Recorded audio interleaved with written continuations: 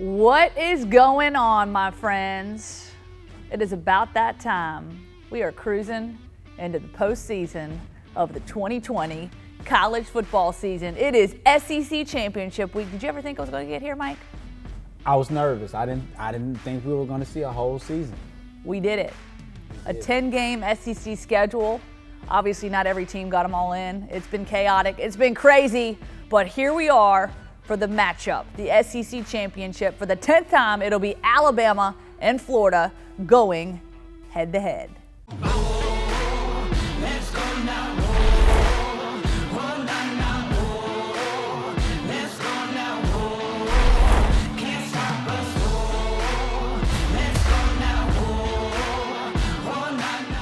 All right, so my man, Mike, is your real name Michael or Mike? Michael. It is Michael.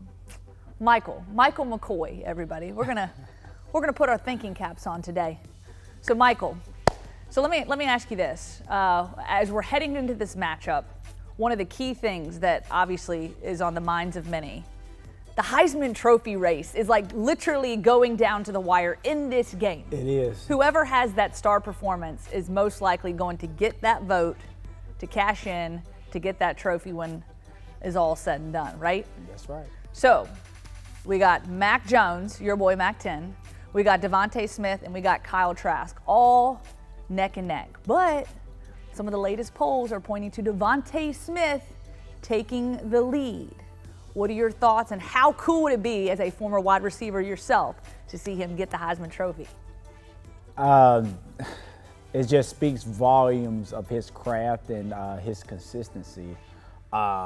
Anybody who's a skilled position would love to see somebody other than the quarterback or the running back get the Heisman Trophy. So for me, I think if he has a solid game, put up about another 150 game, I think that solidifies him for that top spot.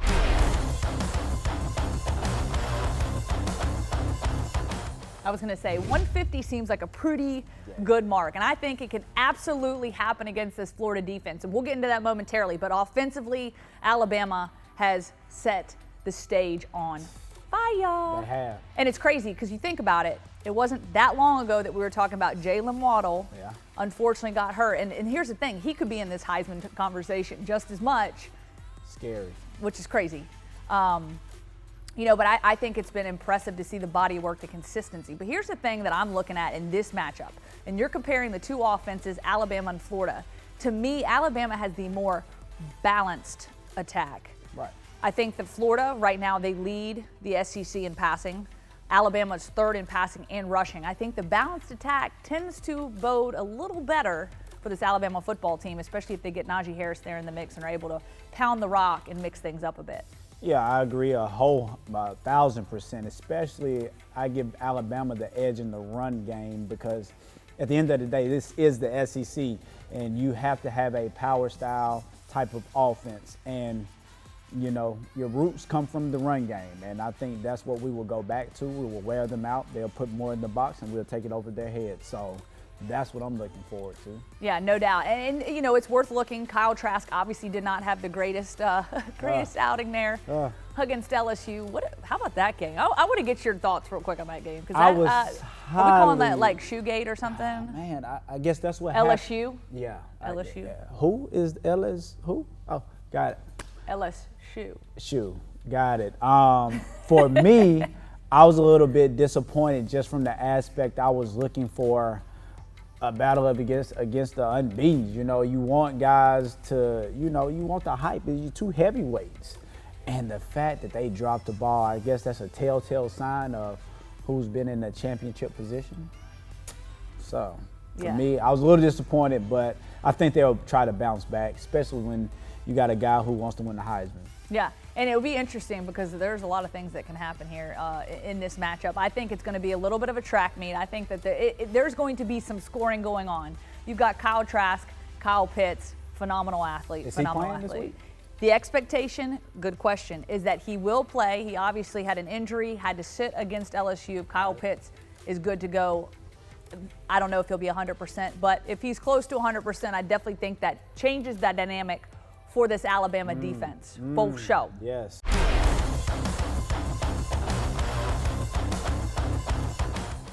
So the Alabama defense, your thoughts on where they were. Again, I go back to a couple weeks into the season, and you were over here begging and pleading for Alabama's defense to get their stuff in order. That's right. And they got their house in order. They are a tuned fine machine. They've created an identity. They're in sync. They look good. I am afraid if Pitts and what's the other slot receiver, Tony, don't let me, I didn't mispronounce it. The other receiver that they have, those guys are special. And I'm sure they're high on somebody's draft board, and everybody knows Pitts is a top 10 pick. So if we can isolate him and keep him from touching the ball, it's gonna be a marathon. We're gonna pull off real fast. Yeah, and I think when you do compare these two defenses, that has been the biggest criticism for this Florida team throughout the season. They have definitely come on stronger as of late. Dan Mullen definitely defending his defense, and Todd Grantham there coming off this LSU game. But with that being said, they have shown some improvement, and I think that again, while Alabama's defense is certainly stronger, has shown more consistency, and obviously has been a little bit more dominant as of late. Right. Your plea they must have gotten through to them. Maybe Nick Saban played your plea. They heard me. There on the big board. They heard you. I think it's going to be a fun one. Again, I think there's going to be a lot of scoring. They got to limit the mistakes, but we've seen Alabama has really taken care of the football. They got off to a little bit of a slow start against Arkansas. And let's not forget about that. But they got to come out swinging, and I think they will. I think both these teams are going to come out. It is unfortunate that Florida lost that game against LSU. It does change the dynamic a little bit, but these two teams, I think, are going to come out swinging, ready to roll. So, with that being said, what is your score prediction? Give me 48-21 Bama with the win. Ooh, we close. Yeah. I got 45-27. Alabama winning this one. I think that it is going to be, I don't know how to put this. So first half, I think it's going to be a little bit more competitive. I think Alabama will keep this thing in hand. There might be a little bit of nail biting there in the first half. But here's the thing. What cannot happen to Alabama is what happened to Alabama against Ole Miss. We don't want that kind of track meet. We want some excitement. But we got to, we don't want things to go too crazy. But I'm excited.